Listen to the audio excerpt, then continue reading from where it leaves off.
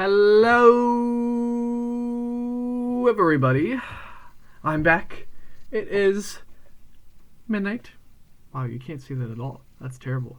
And it's the wrong side. So you'll have to trust my word on it. It is 12. Just turned 12. Which means midnight. Which means I'm up quite late. And which means this will not get uploaded on the 25th. But I will act as if this was on June 25th. The Friday of, I almost said June again, of 2021. And so how my day started is I was basically awake at 6 a.m. and stayed in bed until 7. And then at 7:15, I got up, did my accountability session with my friends, which was quite good because I wrote down a list and they gave me some advice, which is another thing that I guess I can consider is I can just ask my friends and the people in my life that I connect with for help. Wow, crazy, I know, but it's good, and it worked out, and I feel more confident because they gave me some ideas to look into, and I did. So that was good. I'm grateful for my friends and connections I had. Yeah. And then afterwards, I have a final, my last final, my math final that I've been working on in this spring semester. That's been the geometry unit, which is what our final is going to be based off of. 35%. I spent more time from 7:15 or 7:30 to 9 a.m. calculating the amount and the score I needed on the final combined with the rest of the percentage. Our math prof is insane. He's really, really good at what he does. And he also made this, it's like coding an analytical thing on a Google Excel, probably is what it was, and then making it so you just input your numbers and it calculates the score for you. And so I was calculating what score do I need on the final exam to make sure I get like at least a B minus, because I was worried because I messed up. Essentially, I messed up one assignment pretty bad. I got like a 33% on it, which wasn't too much, but it does change the grade because it's so low by like at least 4%. And the finals were so much. And I messed up a bit on the quizzes. But in the end, it's like, even if I got a 0%, I'm just going to tell you the numbers I found. Even if I got a 0% on this final exam, which hopefully wasn't going to happen, I would pass the course with a 52 or 54 or 56. If somewhere around there, it was a D, which is not what I want. I do not want a 1.0 dragging my GPA all the way down so that I don't meet grade requirements for scholarships and such. But it's also better than a 0. And I was quite worried because this geometry unit I had not studied appropriately for. I had underestimated it. I thought it could be like the other units in which I could spend the same amount of time mostly lackadaisically doing it. But this one, you needed practice, and you needed to understand the concepts in... It was more rigorous than the previous units, and so I thought I could do the same thing. Turns out I didn't, and I wasn't prepared enough, and I suffered the price for it. But the exam started off well. First 8 questions, I nailed it, but it was multiple choice. And then the written responses, I took a bit of time, but I think I've mostly gotten them down. So I felt good afterwards, and I was relieved. And then what did I do after? Because my final ended at 11, so what did I do from 11 to noon? Nothing. More nothing. Even though yesterday I said I will set a time limit on myself for my phone, I basically scrolled on TikTok and Instagram and Reddit, YouTube, just like everything, just on my phone or computer for an hour, which in some sense you could say is fair because I was wiped out from the final exam and it was quite stressful. But I'd also like to be someone who could not basically waste an hour. Because, and here's the big clincher, alright? This is the thing. Here's my segment where I say what I learned today that I want to improve on for tomorrow. So, I need to have focused, deep, concentrated work times. Because too often in my life, and I think a lot of people could relate to this, I think too often my work periods are not 100% of the effort and attention span goes into the work itself.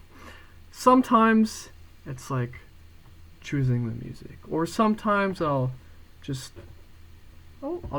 open this and pick up my phone for a bit and then put it down, or I'll just gaze off into the sky and think of other things that I could be doing during this time instead of being totally focused on the attention at hand. And because I do a lot of work on the computer, because it's an online Zoom school, it's very easy to get distracted and just quickly check up on a content creator I like, or an anime fan art page on Twitter or something like that. Super quick, just to see if anything's updated, which can get you into a wormhole.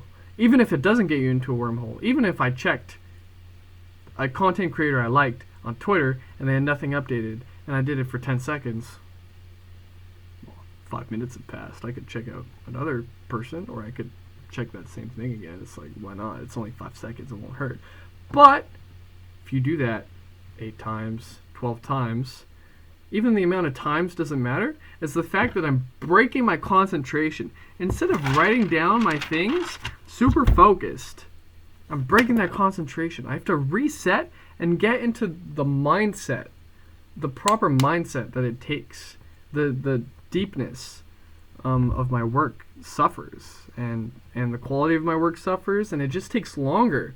And so I like to not do that. I think that's something I could improve on, is make sure I have a timer for when I want to work on something. I throw that timer away where it's out of view, where I could hear it once it goes off after 20 minutes, half an hour, whatever I decide is appropriate that I could manage. Could be 15 minutes, could be 10 minutes, could be 5 minutes, whatever. As long as I do it and stick to it, I can start out as small as I need to and just do continuous 5-minute increments. That's okay.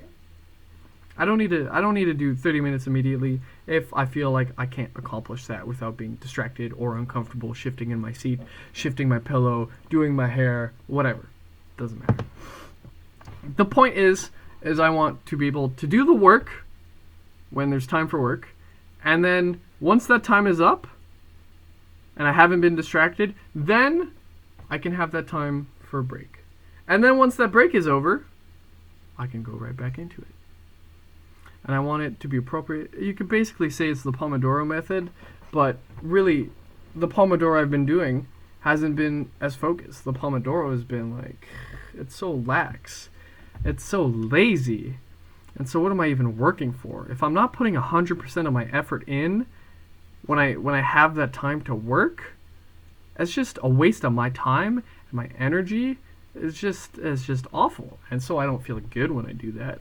And it's so easy to do it. And so I'd like to stop it. And so I think consciously saying this and writing it out is a good thing.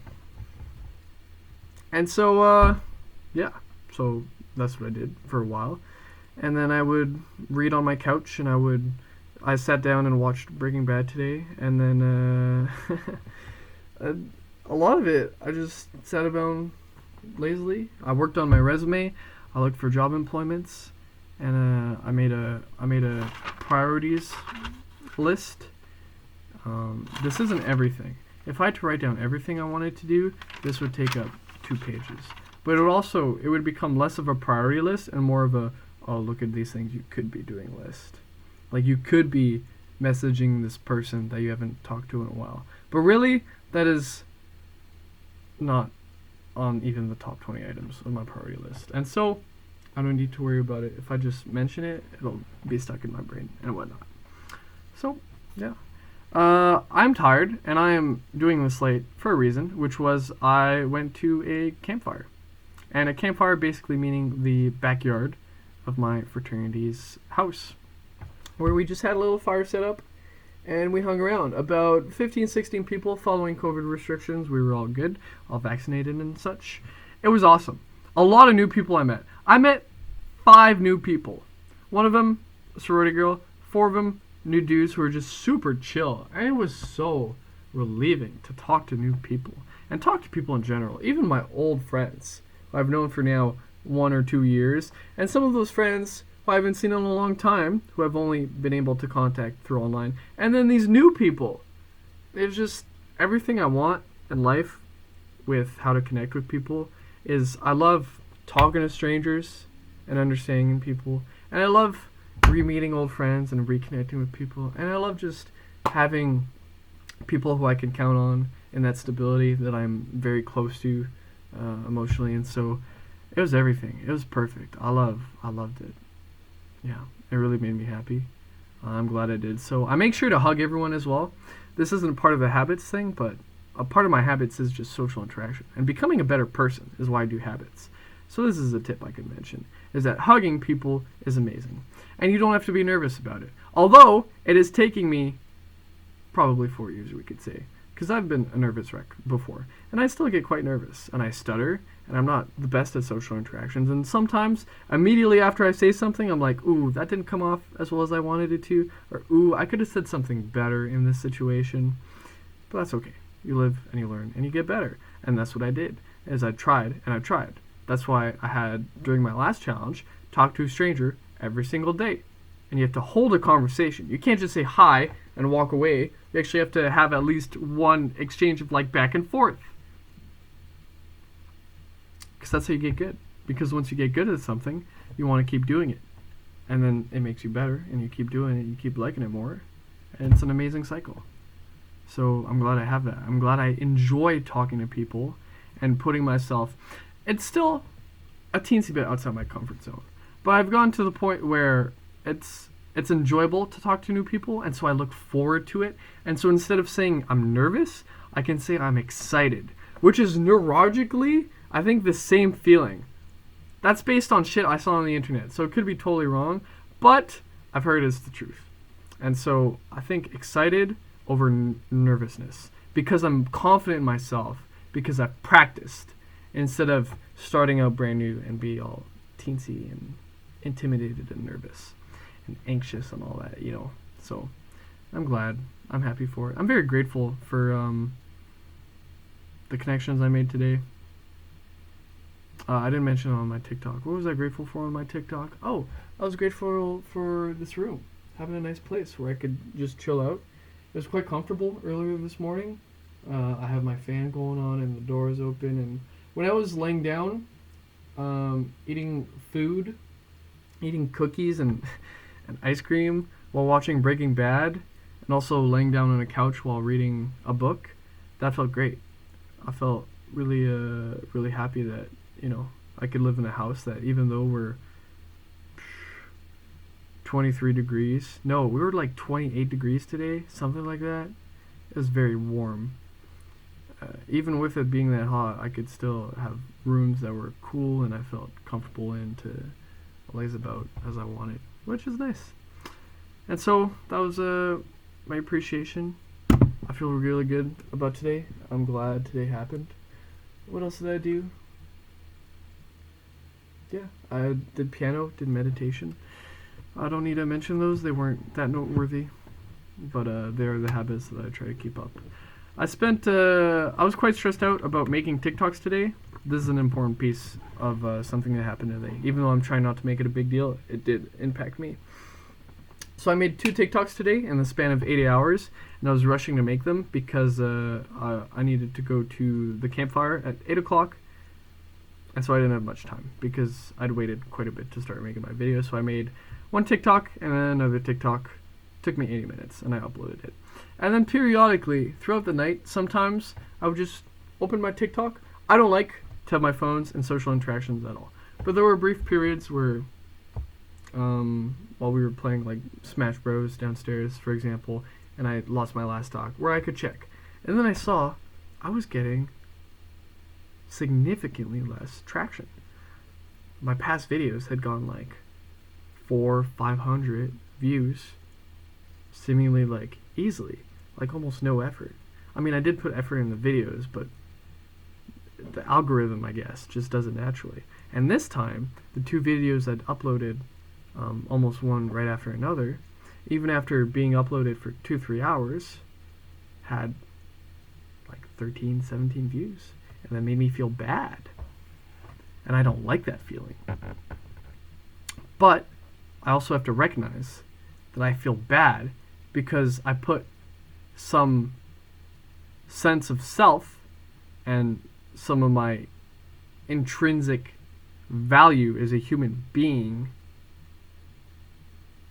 and to myself, the idea of how worthy I am of being someone who can accept things and be in this world, I put some of that into TikTok because I've put a lot of time into TikTok recently. It's a new thing. I've put like hours into it for the past 3 days, basically. And so it has become something I'm constantly like updating myself on. And so when it didn't do well in comparison to my other stuff, I felt terrible. And I don't like that. And so what do I do about it? I don't know. It's hard not to care. Ideally, the answer is you can do some silent glory stuff where you're like, oh, well, I do it to help people and not for the views and the own self-satisfaction. Which I try. I try really hard to make things that people will enjoy and will help others. Which is, the habits work for me. I want to improve my own life, and now that I've learned some techniques on how to improve my own life, I want to do the same for others. I want other people to feel so good about themselves that they improve themselves, and then hopefully that creates a chain effect where they do the same for others, and this whole system and the whole world can just be people who are trying to better themselves. It is a dream. It's my dream.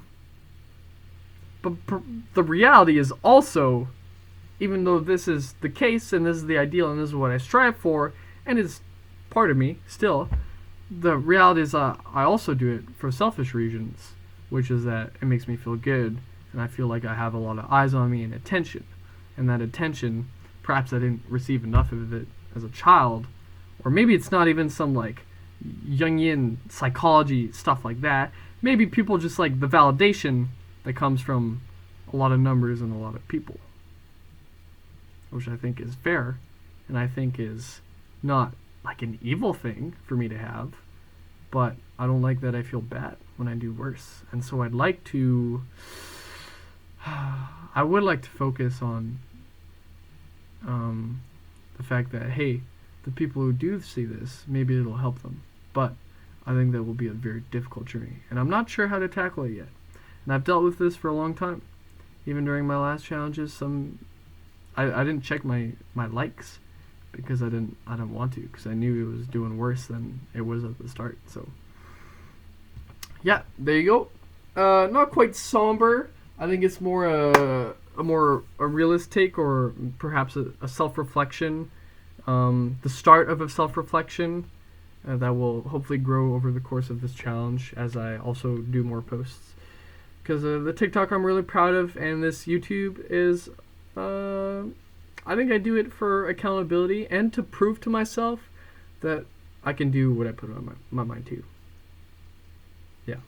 Because I don't have extensive editing on these videos, and I wouldn't want to show these when someone asks me like, hey, what do you do on YouTube?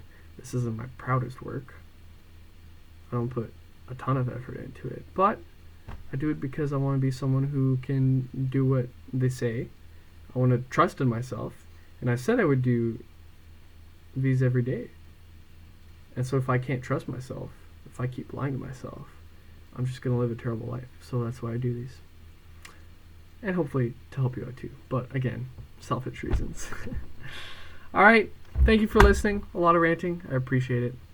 Have a good day.